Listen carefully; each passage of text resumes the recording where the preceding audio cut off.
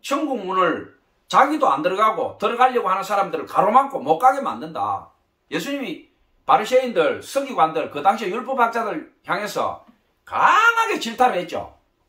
그래서 오늘 예수님의 전도, 타락한 교회와 인간의 전도, 이 부분을 가지고 제가 여러분들하고 성경 말씀 또 여러 가지 사례를 들어서 은혜를 나누고자 합니다.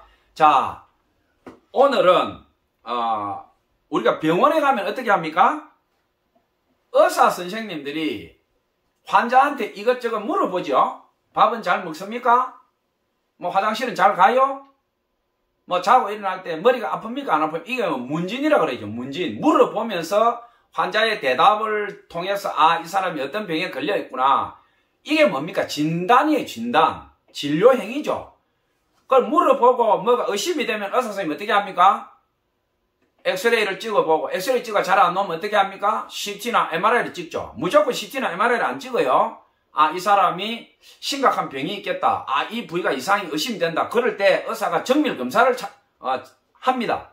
제가 오늘 설교를 여러분에게 은혜 나누면서 몇 가지 자료를 활용을 하는 것은 뭐냐 하면, 설교라고 하는 것은 캐리그마 선포인데, 하나님의 말씀을 선포하는 거지만, 사람들이 들었을 때에 설득력이 있어야 됩니다. 설득력이 있으려면 뭐냐면 객관적인 자료라든지 누가 들어도 저 말이 맞다라고 돼야 설교를 들은 사람이 그 설교를 듣고 마음의 동요를 일으키고 변화가 일어나지.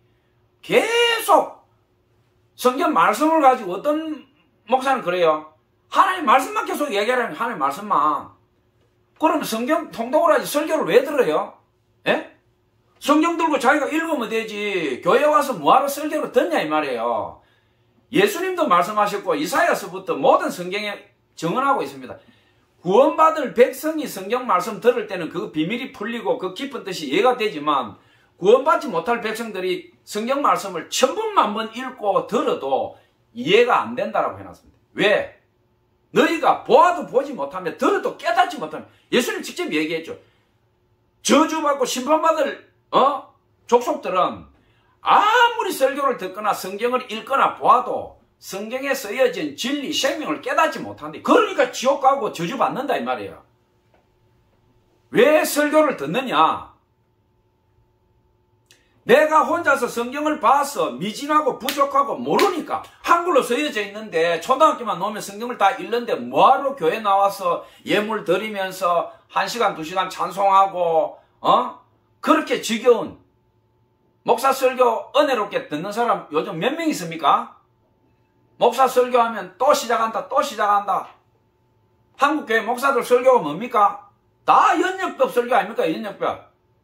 3대지 소대지 중대지 첫째 둘째 셋째 첫째 둘째 셋째 그리고 할렐루야 아멘 합시다. 첫째 둘째 셋째 첫째 둘째 셋째. 대한민국 목사의 90% 이상이 이런 설교하고 있어요. 남의 설교 컴퓨터에서 빼가지고 떡 원고 펴놔놓고 그걸 읽어댑니다. 이렇게 내일 설교다 그러면 오늘 저녁에 컴퓨터 뒤져가 설교 빼가지고 원고 빼놔놓고 그걸 읽고 앉았어요. 이렇게 듣는 양떼들이 다 알아요. 내가 어저께 구글 검색하니까 어느 그 교회 목사 설교 올라와 있던데 우리 담임 목사가 그 원고 빼가지고 그대로 하고 있구나. 얼마나 부끄러워요. 예화도 수십, 수백, 수천 번 울거먹은 예화를 가지고 와가지고 그걸 또 재방송합니다. 이렇게. 왜? 자기가 하나님 믿고 예수님 믿고 20년, 30년, 40년 목회를 해왔는데 얼마나 내놓을 게 없으면 100년 전, 200년 전, 수십 년 전 미국 거, 영국 거, 독일 거 수천만 번을 울거먹은 예화를 들고 와가지고 또 재방송해. 또 재방송. 얼마나 한심해요. 요즘 전 세계 정부와 이리 대한민국은요 초등학생이 인터넷 검색 다 합니다. 스마트폰 갖고 다 해요. 그러면 생명을 다루는 목사가 설교를 할 때는 그 설교 제목에 대해서 자기가 최소한 기도하고 내가 다른 사람 설교도 물론 봐야죠. 책도 읽어야죠. 자료도 봐야죠. 그러면 그걸 다 먹어서 자기 안에서 소화를 시켜서 지그러 토해내든지 아니면 자기가 만난 하나님, 내가 목회하면서 신앙생활하면서 내가 만난 하나님, 그런 것들이 설교를 통해서 녹아 나와야, 그거는 다른 사람 흉내 못 내죠. 각자 인생이 다 다르니까 그거를 토해내야 되는데 그거는 하나도 안 토해내고 매일 남의 예와 뺏기기 바쁘고, 목사가 설교하면 하는데 원고에서 눈을 못 떼요. 이거 머리를 쳐박고 이렇게 매일 이짓거리 하고 있어. 이짓거리.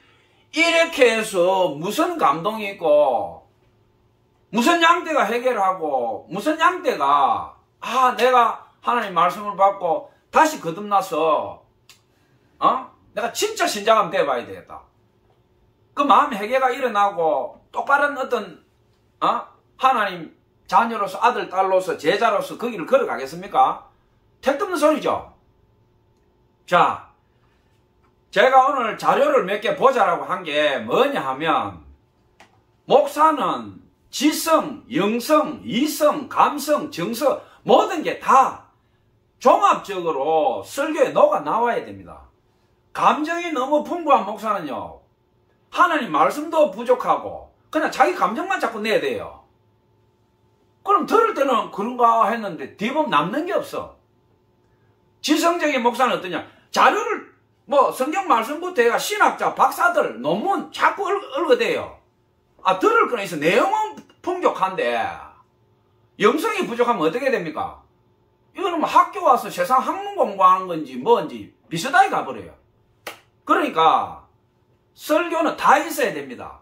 감성도 있어야 되고, 지성도 있어야 되고, 이성, 혼, 영성, 하나님의 생명이신 말씀, 이것이 풍성하게 녹아 들어가야 되지만, 듣는 양떼가 이성적으로 받아들였을 때 맞다, 옳다, 저 목사님 하는 말이 딱 맞다, 틀린 게 하나도 없네, 하나님 말씀이 딱 맞네, 그렇게 됐을 때 그 양떼가 변화가 일어나고 움직임이 달라져요.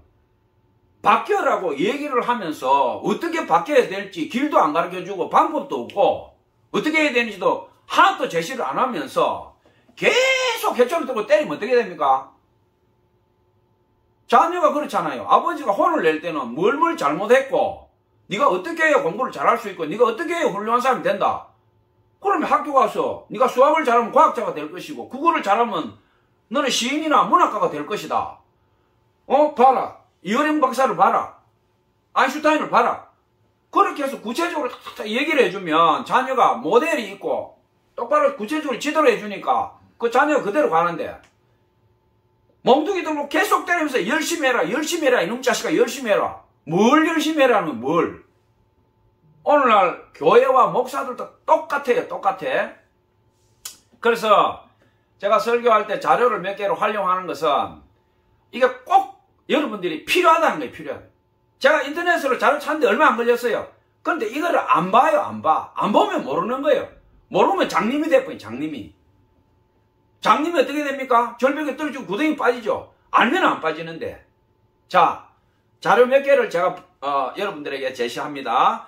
한국의 개신교, 그러니까 우리 가톨릭 말고 우리 프로테스탄트, 우리 개신교도들이 지금 몇 명이 되느냐? 1000만이다, 1200만이다 라고 얘기했는데, 한국 목회자 협의회에서, 그러니까 2023년도 지금 조사를 한 거예요. 771만 명, 771만 명인데 가나안 성도가 몇 명이냐 하면 226만 명이 나타났어요. 226만 명.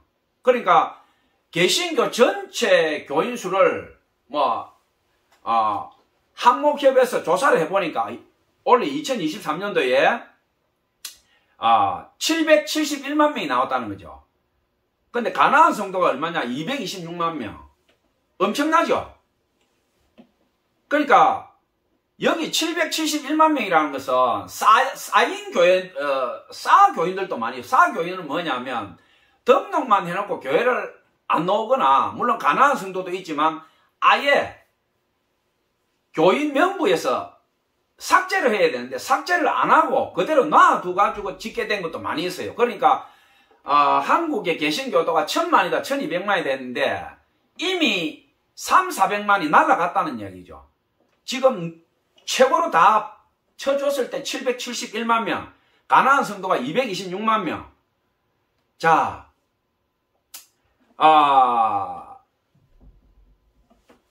2015년도에 조사를 했을 때에 한 900만 정도가 됐어요. 1000만은 조금 못 미쳤는데 불과 6, 7년 만에 다시 200만에서 300만의 교인들이 교회에서 줄어들어 버렸다면 줄어들어 버렸다.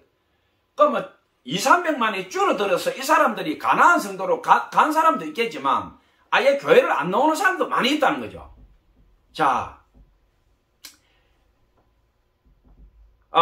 개신교 인구로 추정되는 771만 명은 지난 2015년 통계청의 인구주택 총조사 결과 나온 개신교 인구 967만 명, 전체 인구수의 19.7%, 200만 명이 줄어든 것이다. 통계 딱 나와 있죠. 자, 여기 보면 불교 그리고 가톨릭, 우리 개신교 이 분포도가 나오는데 개신교가 지금 어느 정도 되느냐 하면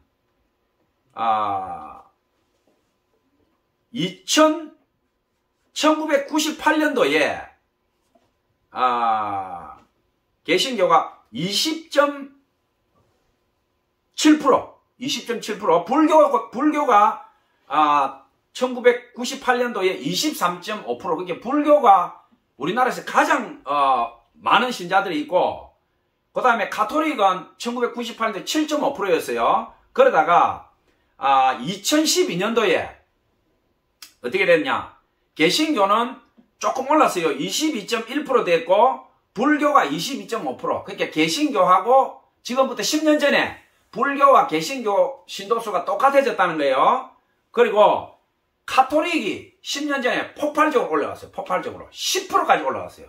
그러다가 자 다시 12년이 지난 2023년도 지금 어떻게 됐느냐? 개신교는 15% 됐어요. 15%. 22%에서 15%. 그러니까 성도 숫자가 200만이나 줄어드는 게 프로테지로는 딱 맞잖아요. 22%에서 15% 돼버려요. 불교도도 같이 줄어들었는데 불교는 어떻게 됐냐? 16.3%. 그러니까 불교, 개신교 할 것 없이 이제는 불교고 기독교가 막 귀찮다 아무것도 안 해. 이제 이런 사람이 우리나라에 늘어났다는 거예요. 가톨릭이 12년 전에 10%까지 올라갔는데 가톨릭이 어떻게 됐냐? 다시 원위치 돼버렸어요. 가톨릭이 5%, 가톨릭은 절반이 이제 날아가 버렸어요. 자, 이게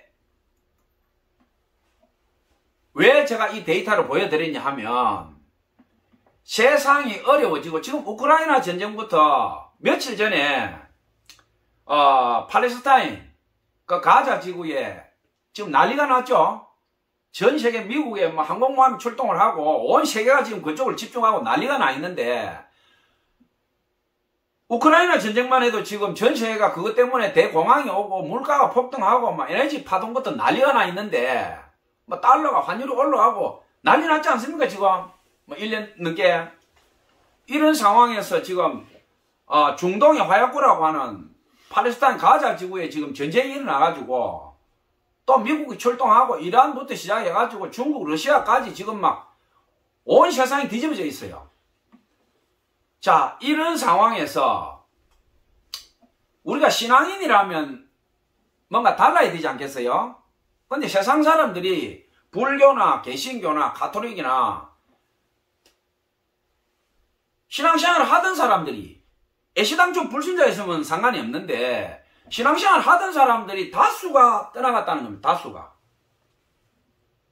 왜 떠나갔느냐? 너희들이 말하는 경전에 있는 것, 너희들이 말하는 하나님, 부처님, 그거 너희들 하는 거 보니까 별 소용이 없다. 너희들한테 돈 갖다 바치고 신앙생활 하느니 차라리 내 혼자 그냥 윤리 도덕생활하고 사는 게 낫겠다.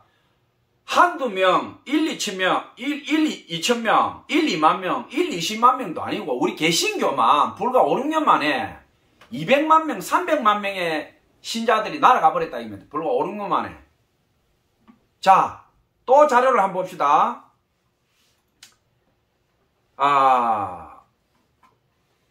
한국 교회 헌금 총액이 여러분들 얼마라고 생각하십니까? 우리나라 개신교회 여러분 돈 좋아하잖아요. 돈. 신앙생활 하는 사람이나 불신자나 그 관심이 있잖아요. 한국 교회에서 1년에 총 걷어들이는 헌금 액수가 얼마일까? 여러분 그런 궁금하지 않아요? 국민일보에서 2023년 2월 여기 박지훈 종교부 차장이라는 분이 여기에 글을 올린 게 있는데 뭐 조사한 거니까 최현종 서울신대 교수가 2017년 학술지 신학과 사회에 발표한 논문 한국교회 재정구조 분석을 보면 그 답이 추정할 수 있다는 거예요. 왜? 교회는 세무 신고를 할 의무가 없으니까 법인체 교회도 있고 비법인체 교회도 있어요. 법인체는 그게 신고 의무가 있지만 비법인체는 신고 의무가 없어요. 그러니까 헌금 액수는 하나님하고 그 교회만 알 수 있는데 대한민국에 다 포진해가 있는 교회 10만 개가 넘는 이 교회가 헌금 액수가 얼마일까? 이거를 하나님 외에는 아무도 알 수 없지만 이걸 조사를 해보니까 비슷하게 추정할 수 있는 추정치가 나온다는 거예요. 180여 곳의 연말 보고서에 담긴 예결산 내용을 바탕으로 해보니까 이 나오더라는 거예요. 총 액수가 비슷하게 추정이 되는데 이 나온 헌금이 어디 쓰이느냐 보니까 제일 크게 쓰이는 데가 교회 유지 운영비에 37.9% 거의 40% 가까이가 선교비나 목회자 사례나 이런 쪽에 우리가 생각할 때는 많이 들어갈 줄 알았는데 그게 1위가 아니다는 거예요. 교회 운영비에 40% 가까이 되는 돈이 들어가더라 이 말이에요. 교회 운영비에 40%면 거의 절반 아닙니까? 초대형 교회부터 해가 1000명, 2000명, 3000명 넘어가는 교회들은 교회 유지 운영하는데 40% 돈이 그냥 날아가 붙더라 이 말이에요. 그냥. 그러니까 교회가 커지면 안 된다는 게 나오잖아요. 성도들이 그렇게 피같이 돈을 냈는데 그 돈이 하나님 선교비에 쓰이는 것도 아니고 고아나 가부들 객들의 구제비로 쓰이는 것도 아니고 목회자들 인건비나 이런 데로 나가는 것도 아니고 거의 40% 가까이 되는 돈이 그냥 건물 콘크리트 건물 유지하는데 40% 가까운 돈이 그냥 날아가 붙더라 이 말이에요. 두 번째가 뭐냐 하면 교역자 인건비가 29.8% 그러니까 약 한 30%가 목사들부터 해서 교회에 전임 사역자들이 거기에 들어가더라. 그리고 여기에 가장 큰 비중을 차지하는 게 11조더라. 헌금에서 가장 큰 비중 11조가 52.1%. 그러니까 한국 교회 목회자들이나 교회에서 전 세계에서 11조를 강요하거나 당연시하거나 그냥 명문화시키거나 11조 안 한다고 투표권을 뺀다든지 이런 말도 안 하는 짓을 하는 교회나 교단 이런 행보를 부리는 거는 전 세계에서 한국밖에 없죠. 그러니까 한국 교회에서 이런 막대한 부를 축적하면서 교회가 바벨탑을 짓고 전 세계 랭킹 50위 안에 들어가는 교회 중에 40개 교회가 한국에 포진하고 있는 게 이 데이터에서 나오는 거죠. 자, 그러면 한국 교회의 연간 헌금의 총액이 얼마나 정도 되느냐? 성도들 숫자하고 그 한 사람 한 사람들이 1년간 얼마 정도 헌금했느냐? 이렇게 데이터를 갖다가 이렇게 쭉 2015년 통계청 인구주택 총조사에 따르면 국내 개신교는 960, 그러니까 2015년도니까 6, 7년 전이죠. 그때 통계를 가지고 대입을 해보니까 이 사람들이 매달 10만원씩 헌금한다고 계산을 해보니까 10조가 나온다는 거예요. 10조. 교회 다니는 사람 중에 경제활동하는 사람들이 한 달에 10만원만 헌금하겠어요? 11조만 해도 몇십만원이죠. 주일헌금 있죠. 감사헌금 있죠. 절기헌금 있죠. 교회 다니는 사람들은 방금만 끼면 헌금이잖아요. 그러니까 최저 단위로 뽑았을 때 10조가 나온다. 근데 우리가 보통 경제활동 안 하는 분들은 뭐 심지어 뭐 들 게 없죠. 근데 도시에 포진하고 있는 교회들 중에 경제활동하는 인구들을 봤을 때는 우리 한국교회에서 연간 거둬들이는 헌금 액수가 몇십조가 된다. 몇십조. 엄청난 거죠.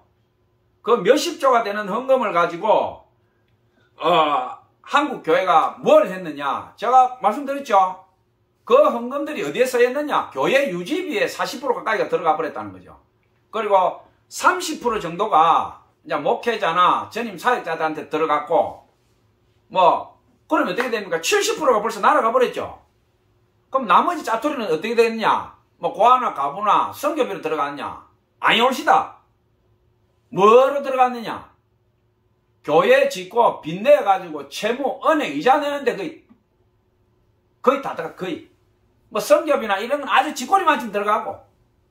그러니까 뭐 동방의 예루살렘 목회자가 수십만 명, 교회가 10만 개 넘어간다고 전 세계에 그렇게 나팔복을 자랑했는데, 분명한 데이터는 뭐냐? 한국 교회에 계신 교도들이 엄청나게 헌금을 했다. 수십조 헌금했으니까 엄청나게 했잖아요.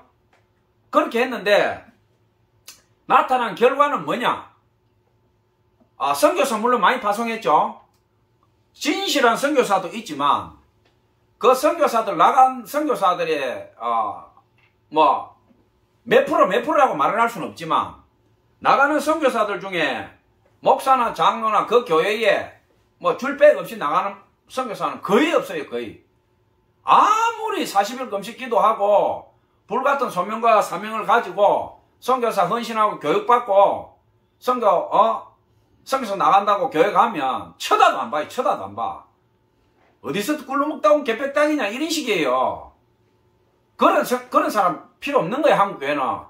어떤 선교사 필요하냐? 목사 장로한테 잘 보인 사람, 교회 줄빼기 든든한 사람, 그런 사람 선교사 나가는 거예요. 그러니까 결국 어떻게 됩니까? 100%라고는 할 수는 없지만 진실한 선교사가 나갔으면 한국교회가 튼튼한 거죠. 한국교회 건강한 거죠.